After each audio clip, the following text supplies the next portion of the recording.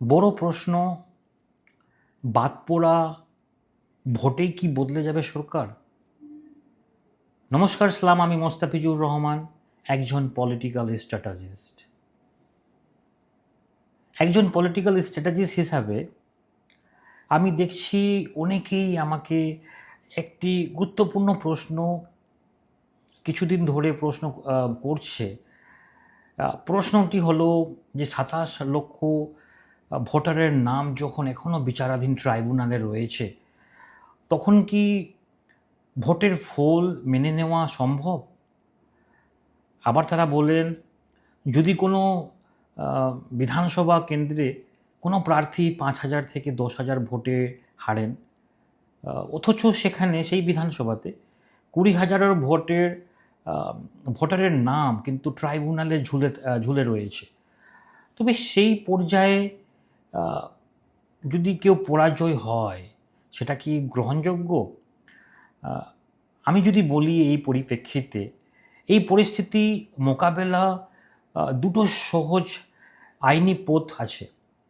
এখানে হাইকোর্টে মামলা, ইলেকশন পিটিশনস ফাইল করতে হবে যে প্রার্থী রয়েছে রেজাল্টের পর। রেজাল্ট বেরানোর 45 দিনের মধ্যেই হাইকোর্ট মামলা করা যায়। যদি প্রমাণ হয় যে জয়ের ব্যবধান চেয়ে বাদ পড়া ভোটের সংখ্যা বেশি, তবে আদালত ওই বিধানসভা নির্বাচন বাতিল বা ওই বিধানসভা কেন্দ্রে ভোটের যদি হয় তো নির্বাচনকে বাতিল করে বা ভয়েড করে ঘোষণা করতে পারে এবং পুনরায় ভোটের নির্দেশ দিতে পারে।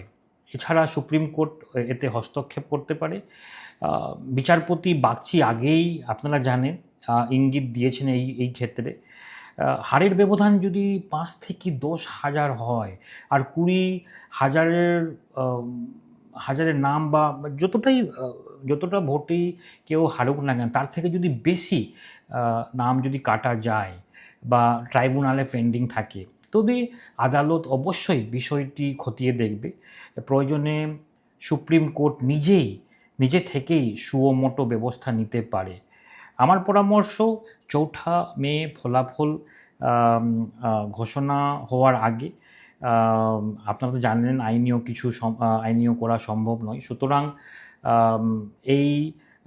এই পরিপ্রেক্ষিতে সবাইকে শান্ত থাকতে হবে এবং সব তথ্য প্রমাণ গুছিয়ে রাখতে হবে, যে কতটা ভোট পেন্ডিং রয়েছে বা ট্রাইব্যুনালে রয়েছে, সমস্ত তথ্য গুছিয়ে রাখতে হবে।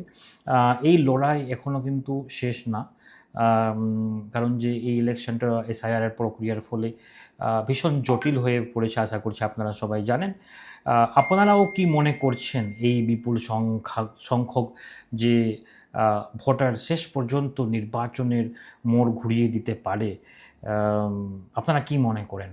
কমেন্টে অবশ্যই জানাবেন। এবং আমার এই বিশ্লেষণ বা আমার এই যে প্রশ্নের যে উত্তর যে আমি দিলাম, যদি আপনাদেরকে ভালো লাগে তো অবশ্যই সবাইকে এই প্রশ্নটা শেয়ার করবেন এবং সবাইকে এই ইনফরমেশনটা জানানোর জন্য আপনারা একটু শেয়ার করে দিয়ে জিনিসটা অপরকে জানতে সাহায্য করবেন। ওকে, আজকে এতটুকুই। নমস্কার।